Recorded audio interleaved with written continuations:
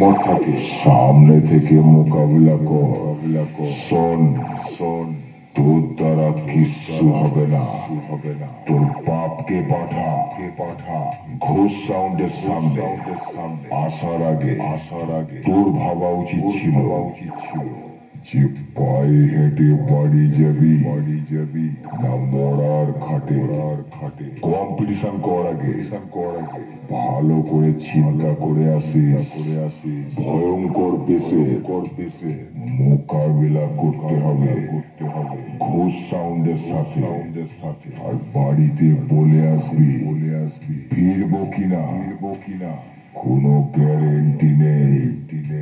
এই পূর্ব বর্ধমান জেলার বেলকাস বহরপুরে ঘোষ সাউন্ড মানে জনসভা। আর ঘোষ সাউন্ডে জনসভার মাঝখানে যেন ভুল করেও পড়িস না।